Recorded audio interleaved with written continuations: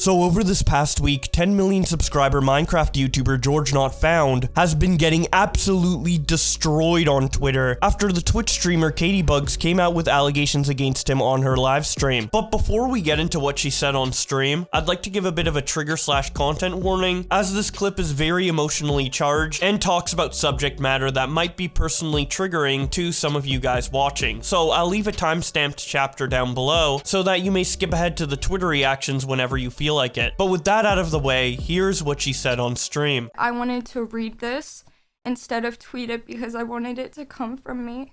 It's really hard for me to talk about, but I feel like it's important for other people to hear it. I'm sorry, I'm scared. Okay. I want to start this by saying I wouldn't be here without Shelby. I was ready to disappear with this secret forever.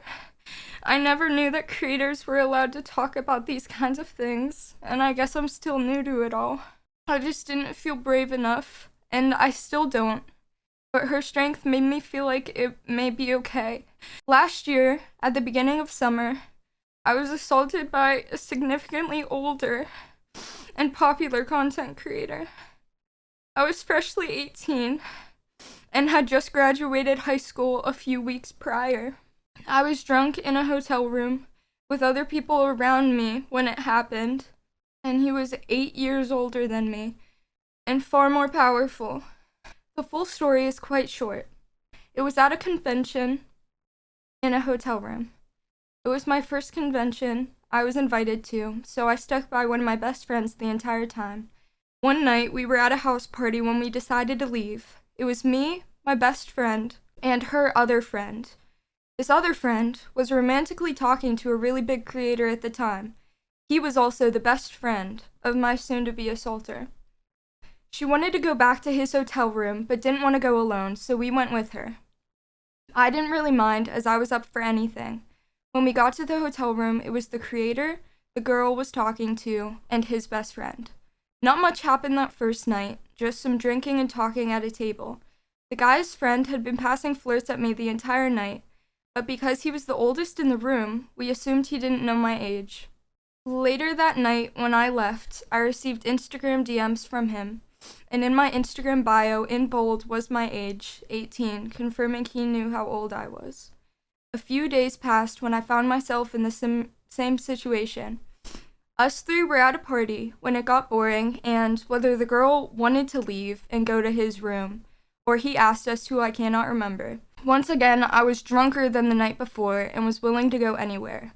I was naive, and so we went back. I remember a friend seeing me in the lobby on the way. They were worried by the way I was acting and asked if I was okay. I was really drunk, and it was an eerie feeling, like they could sense something was wrong, and I wondered what would have happened if I had picked up on it, and if I wasn't drunk, and if I didn't wave it off. That night, I went up to his room. Back at the hotel room again were the two friends and us three girls. At the time, all of us girls were already really drunk from the party we were coming from, stumbling and everything.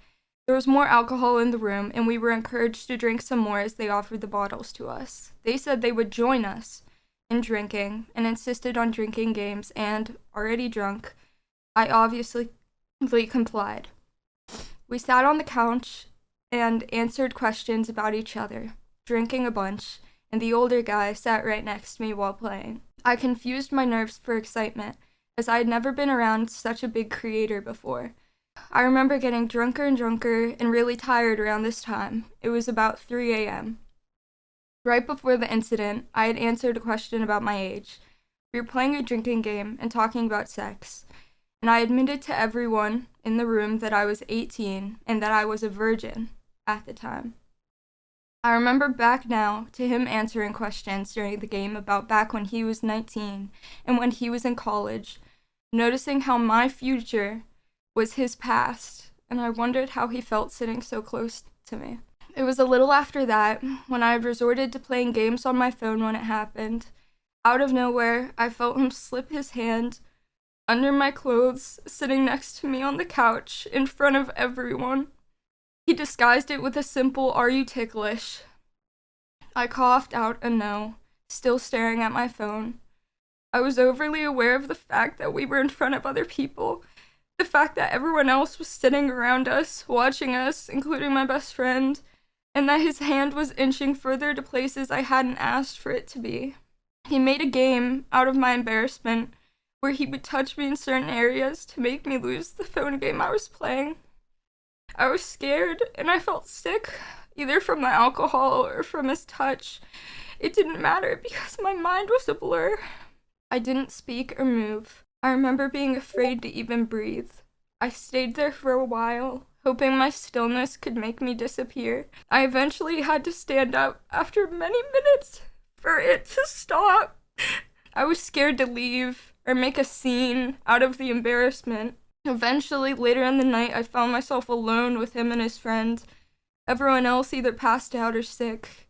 I was just so naive, and lucky or not, the night came to an end with just that. I went to leave, and the older guy decided to leave with me. We walked to the elevators, where I didn't get on. He then pretended that the elevator was broken, and that he couldn't leave, telling me to get in the elevator to prove it was broken, and then after a few minutes, he ended the night with a "guess I'm going now," leaving with a wounded puppy look. He proceeded to Instagram message me for a bit after that, simple flirting or asking about the next convention I was going to, saying stuff about seeing me there. Simple messages ultimately filtered into nothing. At the time of it all, I convinced myself I was lucky. I was lucky that that had happened to me. I was excited to be around such big creators, to be at that convention in general. I figured that's just how things were, that was the price I had to pay to be there, that anyone would have loved to be in my position, and that I should have appreciated it. That night, it was the first time anyone had ever touched me. I assured myself that I was just being sensitive about it all, that it wasn't a big deal, but assuring only can go so far. I felt dirty in a way that I couldn't wash off. I couldn't help the way that my body reacted and flinched. Part of me still wanted to feel cool about it all, to convince myself I was lucky so I didn't have to think about it. I would reimagine the scenario in my head, replaying it again and again, what I could have done, what I could have said instead. But it didn't matter.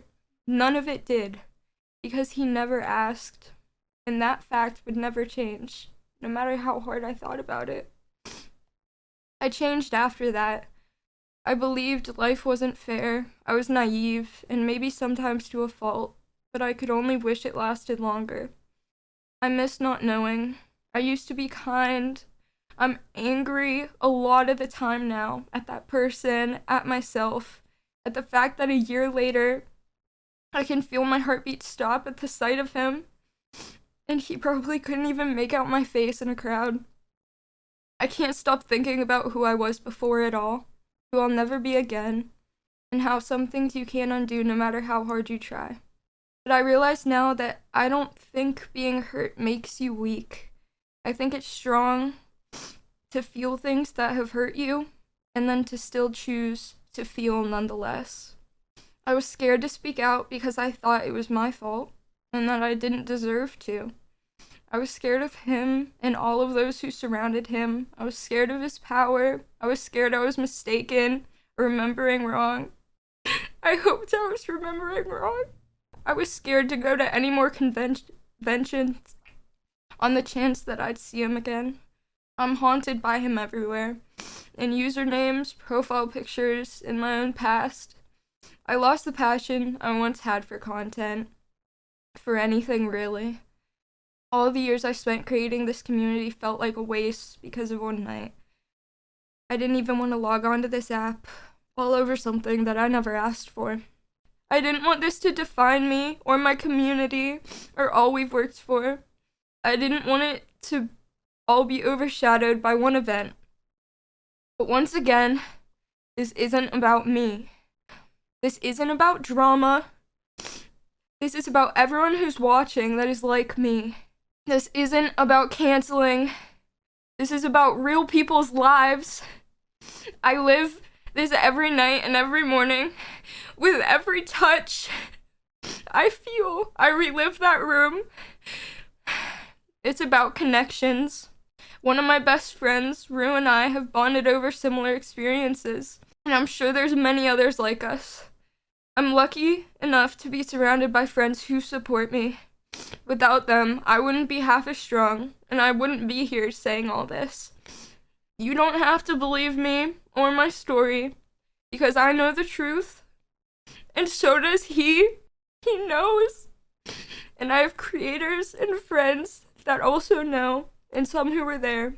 But most importantly, this is about my story and the stories of all the other people who have been silenced, whether it's by their own fear, by power, by this idea that it's not significant enough. Because if it's affected you, it's significant enough. I want to remind you all that it's also okay if you don't speak out. Because you don't owe anybody anything. It's your story. It's your story to tell, and it's yours to heal from. And it's only yours.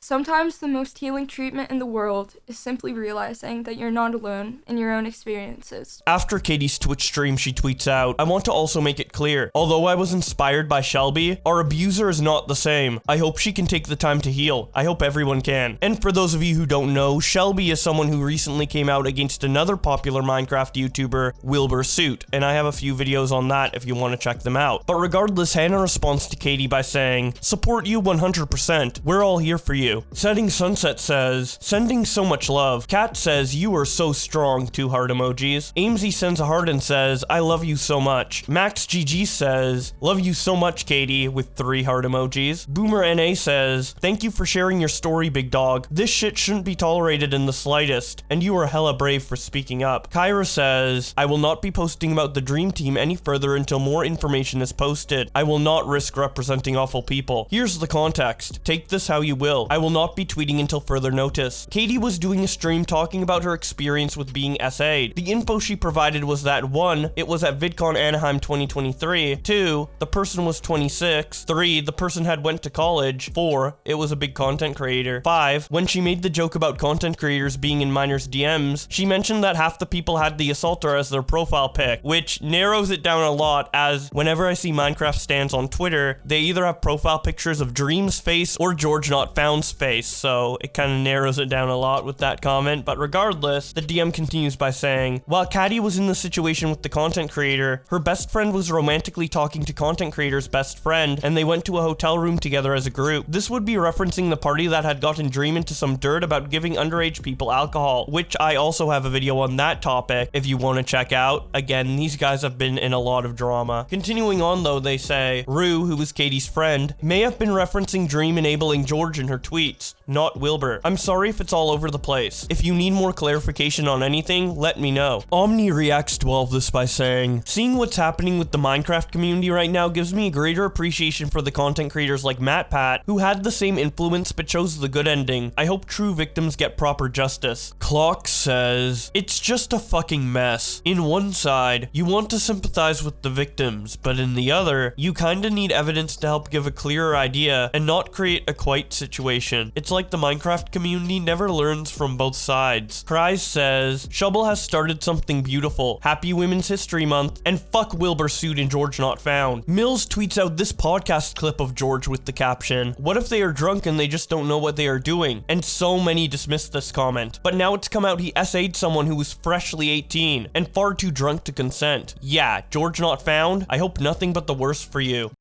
While they're dancing, and then them act like they don't see him, and him continue to try to like awkwardly shimmy. That brother's starving. Around. He's already And he's like, cooked. What if they're just drunk and they don't know what they're doing? Are you?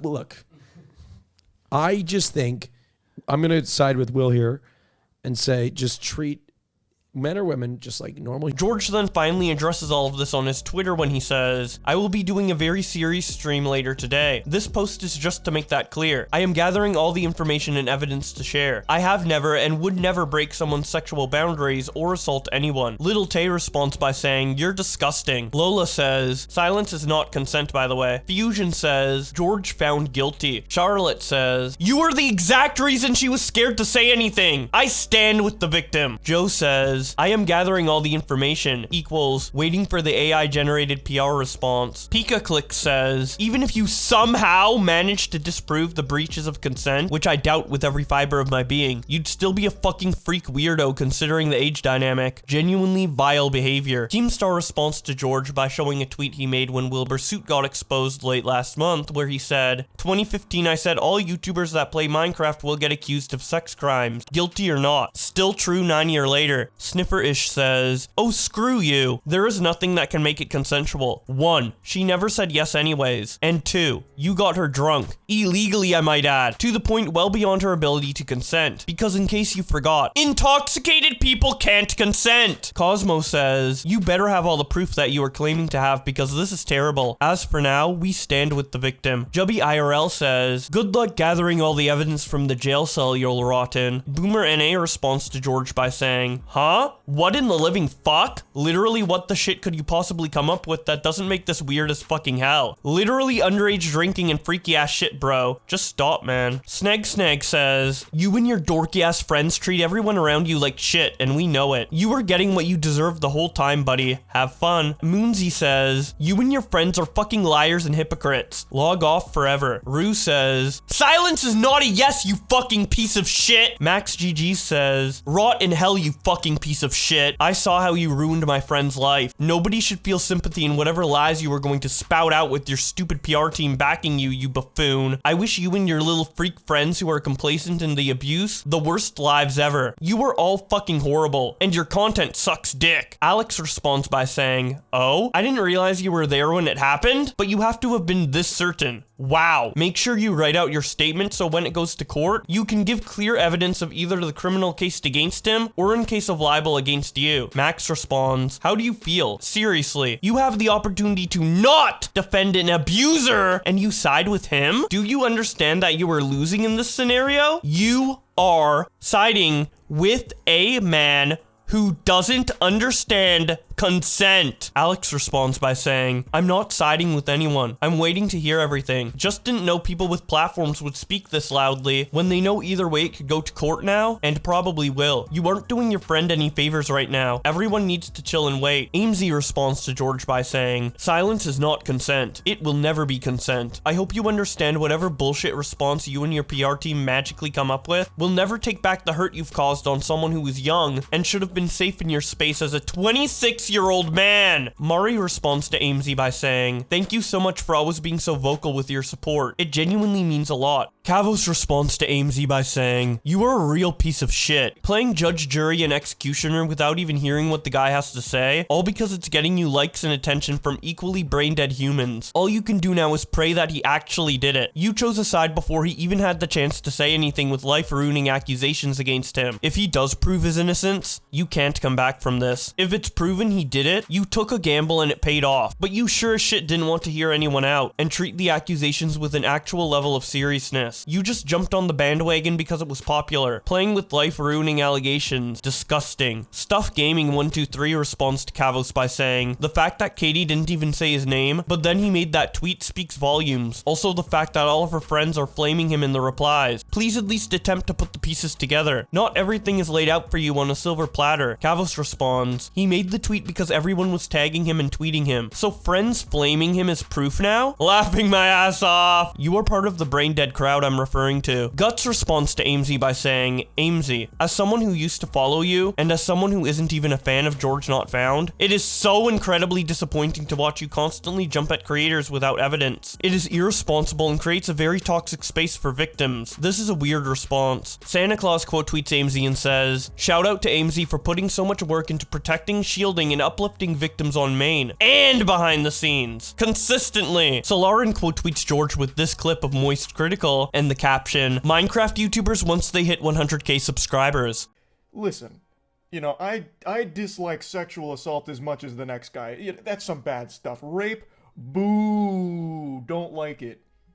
But Zhang Yang calls George consent not found. Acker FM responds to George with this clip and says, so this is what Gumball's voice actor was talking about. Fucking sick bastards. The lot of them. What am I doing? What Dude, your sexual assault cover up. What did I cover up what? Who was it? What are you Who was talking it? about? Was it Sap? Mills quote tweets George and says, "She was 18, you were 26. She was heavily intoxicated and you took advantage of it. You even said, what if they were drunk and don't know what they are doing? About men harassing women in the past. Nothing you tried to say will change the truth. Support Caddy and her truth." Amelia quote tweets George and says, "Funny how she didn't even say your name, but you know exactly what you did. And now with the platform you have, you are going to sit on a live stream and lie so your stans can go harass her. Disrespectfully, go rot in hell." Yersen quote tweets George and says, "Hey, IceGov, get this illegal immigrant out of my country." Dino Berries quote tweets George with a gif of minions cheering in the caption, "Me when George kills himself in 2 days." Silly Goose then responds by mocking the people upset at Dino Berries' tweet by saying, "Don't joke about suicide, so close." It's not a joke, heart emoji. And Do Enjoyer quote tweets George with these two clips and the caption, "Not forgetting when this little freak started playing his soundboard to interrupt Techno Dad's speech. During the Technoblade charity stream he didn't even donate to despite being a millionaire. Money he got from being a parasitic little leech, only thriving because Dream got big." It's time.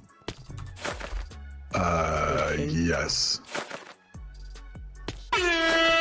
Oh, it's George! It's literally George! George, don't do that.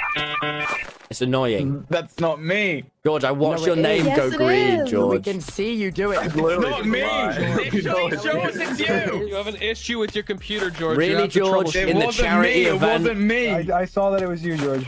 In the charity event, It was more George. than just me. It was other people too. Really okay, nice. blame them. Who was it? Wait, that's crazy. I don't know. I didn't see. George, so how much have you donated? Given you're like a, you know, multi-millionaire.